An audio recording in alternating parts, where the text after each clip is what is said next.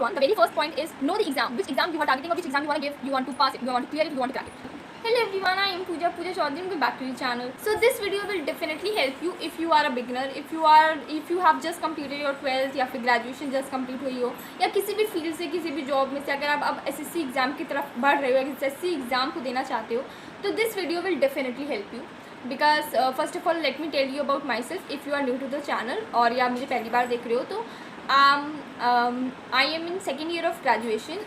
तो I am preparing for SSC exam for the last डेढ़ साल हो गए मुझे प्रिपरेशन करते हुए. एंड इसी बीच मैंने 2 एग्ज़ाम्स का रिटन क्वालिफाई कर चुका है. दैट इज़ एसएससी स्टेनोग्राफर का written in my very first attempt. If I remember the date, it was 6 August 2025. मेरा फर्स्ट एग्ज़ाम था, पहला कोई रिटन एग्ज़ाम था गवर्नमेंट का, तो मेरा फर्स्ट एग्ज़ाम क्वालिफाई हुआ था. आफ्टर दैट मेरा दिल्ली पुलिस कांस्टेबल का भी जो एसएससी ही कंडक्ट कराती उसका भी रिटन क्वालिफाई हो चुका है, पीडीएफ में नाम आ चुका है, and I am ready for the physical. Okay, coming back to the topic. मैंने ये अपने बारे में इसलिए बताया बिकॉज किसी भी वीडियो को देखने से पहले जो हमें बता रहा है, जिसकी हम वीडियो देख रहे हैं, उसके बारे में बताना चाहिए कि क्या इसके पास नॉलेज है कि नहीं. तो so I have some personal experience और एसएससी को समझने लगे हैं, उसका पैटर्न समझने लगे हैं. So it is not a very big deal. This was अभी तक अबाउट मी. तो अभी मेरे 2 एग्ज़ाम ही रिटन क्वालिफाई हुए हैं. उसके बाद आई am preparing for much more. अब आगे बात करते हैं इस वीडियो में. तो इस वीडियो में हम बहुत ही डिटेल्ड वे में बात करेंगे कि अगर आप एक बिगिनर हो, आपने अभी 12th कंप्लीट किया है, ग्रेजुएशन कंप्लीट किया, आप टॉपर हो, आप एवरेज रहे हो स्कूल में, आप 95 प्लस स्कोर करते थे, आप 65 प्लस स्कोर करते थे, doesn't matter at all. Because जो ये एग्ज़ाम्स गवर्नमेंट एग्ज़ाम्स के जो गवर्नमेंट जॉब्स के जो एग्ज़ाम्स होते हैं, they are very different from हमारे स्कूल के एग्ज़ाम्स. हमारे कॉलेज में जो एग्ज़ाम सेमेस्टर होते हैं सबसे बहुत डिफरेंट होते हैं.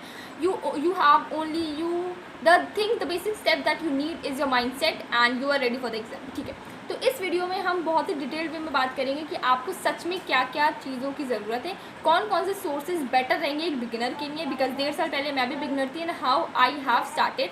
आई विल शेयर माई एक्सपीरियंस और that will definitely help you अगर आप उसको फॉलो करोगे. तो I am not telling you to follow it blindly, but मतलब एक थोड़ा हम लोग देखो. सबसे पहली बात, आपको एग्जाम पैटर्न समझना होता है, क्योंकि हम लोग जब किसी चीज़ में नए आते तो हमें उस बारे में बिल्कुल भी नॉलेज नहीं होती. इट इज़ बेटर कि हमें नॉलेज ग्रास्प करना चाहिए, उसके अकॉर्डिंग अपना पैटर्न बनाना चाहिए और उस पर चलना चाहिए. तो मैंने भी यही स्टार्ट किया. जब 8 से 1.5 साल पहले मैंने प्रिपरेशन स्टार्ट की, तो मैंने बहुत सारे सोर्सेज पर जा करके चेक किया था कि how is the pattern, how the questions are asked and कितने मार्क्स लाने होते हैं, कट ऑफ कहाँ से कहाँ तक जाती है, कितने मार्क्स लाना एक एवरेज स्टूडेंट के लिए ऊपर है, और अभी आप कहाँ पे हो. तो आई वुड सजेस्ट कि कुछ पॉइंट्स से आप एक पेन और एक पेपर या फिर अपना फ़ोन खोल लो, उसमें ये चीज़ें लिखते रहो, पॉइंट वाइज मेंशन करते रहो, and you follow it. So coming to the point number 1, the very first point is know your exam pattern. या उससे पहले the very first point is कि know the exam, which exam you are targeting or which exam you want to give, you want to pass it, you want to clear it, you want to crack it. देखो, तो सबसे पहले we have to know कि SSC क्या है. तो it is a commission, that is staff selection commission, SSC. ये बहुत सारी एग्ज़ाम्स कंडक्ट कराती है अपने अंडर बहुत सारी मल्टीपल जॉब्स के लिए, गवर्नमेंट जॉब्स के लिए, जिसमें सेंट्रल गवर्नमेंट जॉब्स भी, मोस्टली सेंट्रल गवर्नमेंट जॉब्स रहती हैं. एंड जो इसका सबसे टॉप लेवल का जो एग्ज़ाम होता है, दैट इज़ एसएससी सीजीएल, जो ग्रेजुएशन के बाद ही आप एग्ज़ाम दे सकते हो. उसकी जो एलिजिबिलिटी होती है ग्रेजुएशन होती है. और इसकी जो सबसे छोटी लोएस्ट पोस्ट होती है, वो होती है एसएससी एमटीएस के एग्ज़ाम के थ्रू.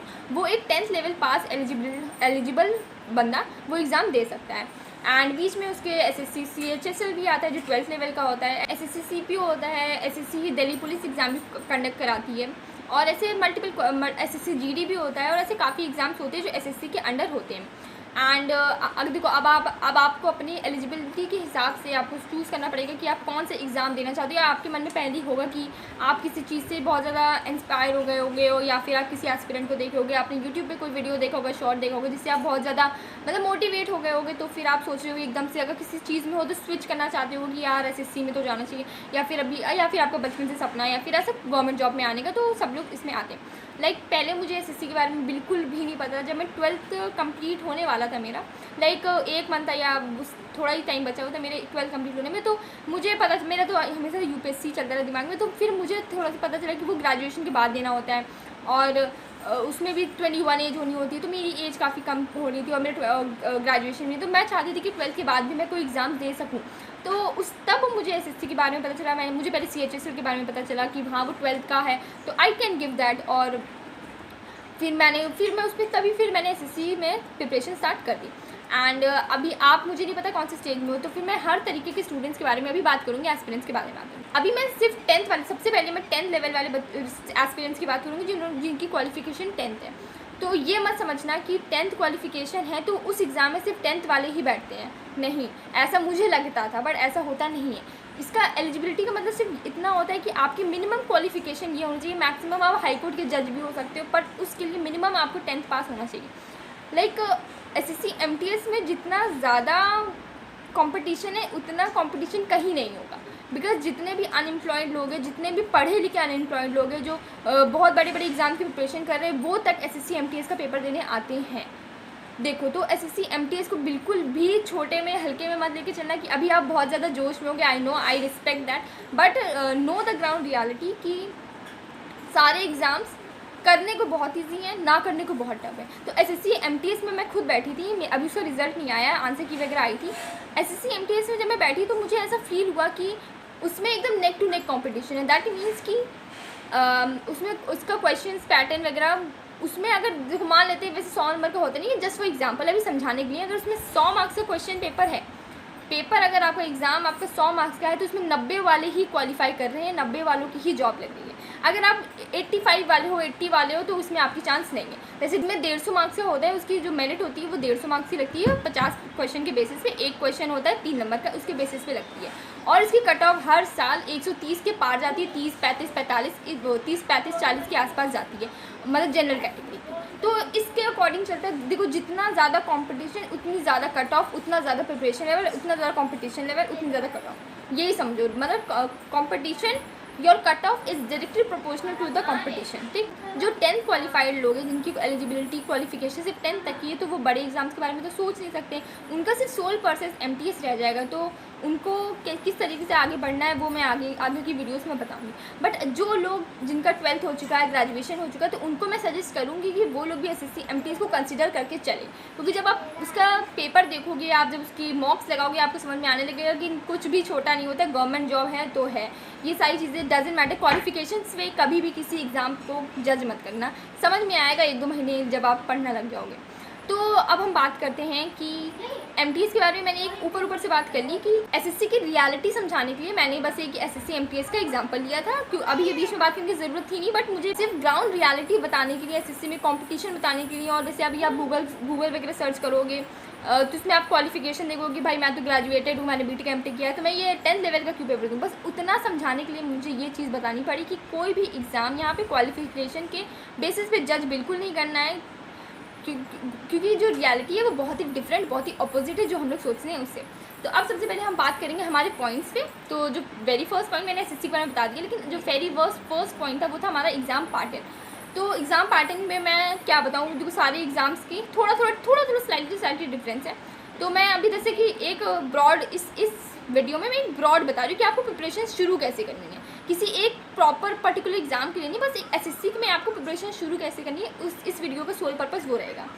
तो फिर मैं यहाँ पे मैं आपको कोर सब्जेक्ट के बारे में बताऊँगी। इसमें 4 कोर सब्जेक्ट्स हैं। दैट इज़ सबसे पहले हम लोग बात करेंगे GS की। GS वो general science, general knowledge, general science, that is general knowledge, general science. उसके बाद ये एक ही सब्जेक्ट रहेगा।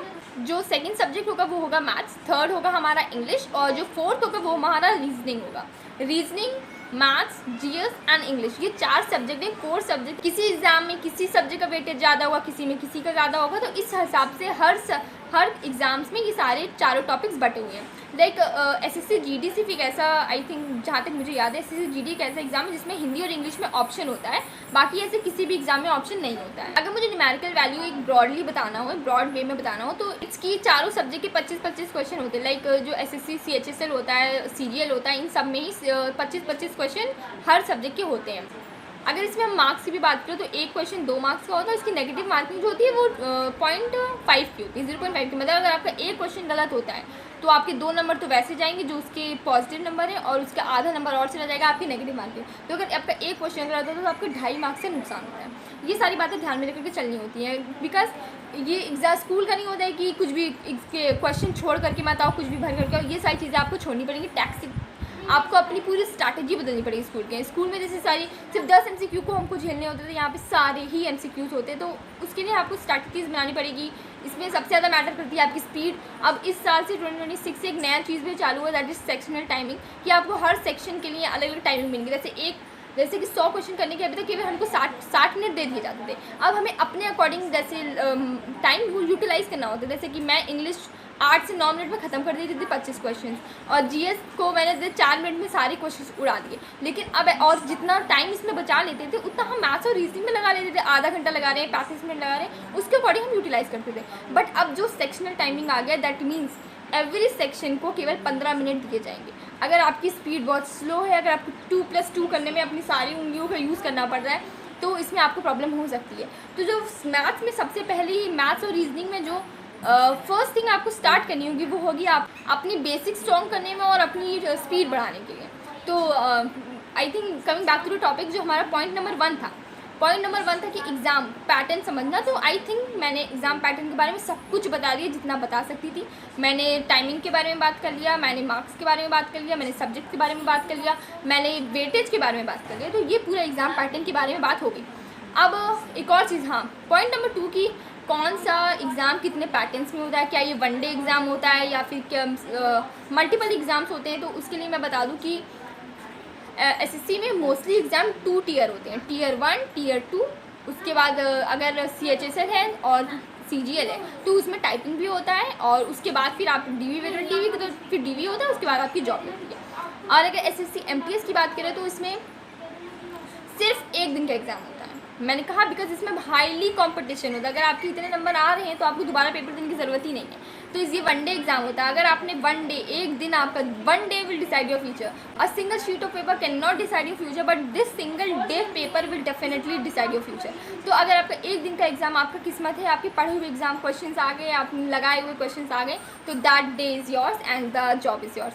सो सिर्फ SSC MTS में ही ऐसा होता है, बाकी हर किसी में आपके 2 टियर और फिर उसमें टाइपिंग होती है। और CPO में तो रिटन होता है, फिर उसके बाद फिर आपका फिजिकल होता है, उसके बाद फिर रिटन वो कॉम्प्रीहेंशन होता है, उसके बाद लगता है। और दिल्ली पुलिस की अगर बात करें तो उसमें रिटन होता है, फिजिकल होता है, और उसके बाद आपका DV वगैरह होता है। तो हर किसी में 2-3 लेवल्स होते ही होते हैं, मिनिमम 2 मैक्सिमम 3। सिर्फ एक एग्ज़ाम है SSC MT जिसमें सिंगल डे एग्ज़ाम होता है, क्योंकि उसमें कॉम्पिटिशन बहुत हाई होता है, ये अपने दिमाग में बैठा लो। अब हम 2 टॉपिक्स हमने मतलब 2 टॉपिक्स हमने कवर कर लिए पॉइंट्स हमारे। जो फर्स्ट था एग्जाम पैटर्न, दूसरा था कि हाँ कितने लेवल्स होते हैं, कितने टीयर्स होते हैं। तो नाउ द क्वेश्चन इज क्या आपको ये दोनों पॉइंट्स आपकी प्रिपरेशन हेल्प करेंगे?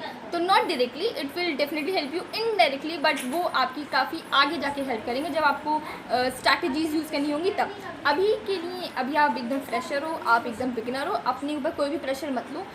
जब हम रनिंग स्टार्ट करते हैं, फॉर एग्जाम्पल जब हम रनिंग स्टार्ट करते हैं, अगर हम किसी एक बहुत ही मतलब मेधावी इसको बोलते हैं, एक बहुत ही विवेक से भरा हुआ बंदे से ज़्यादा हम रनिंग स्टार्ट कर दें, वो 1 मिनट में पूरा 400 मीटर भाग लेगा, आप 1 मिनट में क्या पता 100 मीटर भाग पाओ। आप उसी दिन से डीमोटिवेट हो जाओगे, भाई मेरे से नहीं होगा, यहाँ तो बहुत बड़े बड़े लोग हैं। तो नहीं भाई, आपको अपने ऊपर टाइम देना पड़ेगा। The more you will invest, the more you will get. You are a human capital. At the end of the day ये याद रखना है कि you are a human capital. आप अपने ऊपर जितना लगाओगे, जितना अपने आप को टाइम दोगे, जितना खर्च करोगे, अपना दिमाग, अपने पेशेंस, अपना मेहनत, उतना ही आप निखर के आओगे। You are just a diamond जो अभी तैयार होने वाले हो। तो अब हम बात करेंगे आपको प्रिपरेशन शुरू कहाँ से करनी है। जो मेन प्रिपरेशन है दैट इज़ पढ़ाई, वो कहाँ से। स्ट्रैटेजी वगैरह तो हर कोई बनाता है और बीच में छोड़ देता है, लेकिन बट लास्ट तक वही पहुँचता है जो स्ट्रैटेजी अप्लाई करता है और रियलिटी में प्रिपरेशन करता है। तो मैं अपना पर्सनल एक्सपीरियंस ही लेकर के चलूँगी, जो जो चीज़ें मैंने स्टार्ट की थी उस हिसाब से। देखो, तो वेरी फर्स्ट थिंग इज़, अगर आप सेल्फ स्टडी पे बिलीव करते हो, अगर आप सेल्फ स्टडी ही करना चाहते हो तो फिर आप लाइब्रेरी वगैरह ज्वाइन कर लो। अगर आप घर में कंफर्टेबल हो तो घर में कर लो, लेकिन सीरियसली दिन में अगर आप 4 से 5 घंटे दे सकते हो तो, बिकॉज अब नेक्स्ट देखो कैलेंडर आ चुका है, SSC कैलेंडर आ चुका है। कैलेंडर मतलब होता है कि SSC अपने डेट वाइज बता देता है कि कब वो कौन सी एग्जाम को नोटिफिकेशन देगा, कब वो उसका एग्जाम करवाएगा। एक तरह का एक पहले कैलेंडर दे देता है कि सारे बच्चे उस हिसाब से अपनी प्रिपरेशन चालू कर दे। फिर उसके बाद 1-2 महीने की ऊपर नीचे होकर कि वो सारे अपना नोटिफिकेशन और फॉर्म वगैरह फिलअप करवाने लगता है। तो SSC का कैलेंडर काफ़ी टाइम पहले ही आ चुका है और अब सब लोग प्रिपरेशन के लिए लग चुके हैं बच्चे। अगर आप पीछे हो, नहीं हो, जब शुरू करो, यहाँ पे कोई फिनिश लाइन स्टार्टिंग लाइन है नहीं, जब आप शुरू करो तभी से आपकी स्टार्टिंग है। तो इन दिस वीडियो हमने ये डिस्कस कर लिया कि आपको क्या क्या चीज़ें पता होनी चाहिए आपकी प्रिपरेशन शुरू करने से पहले, एसएससी के बड़े से समुद्र में कूदने से पहले आपको क्या क्या चीज़ें पता होना चाहिए।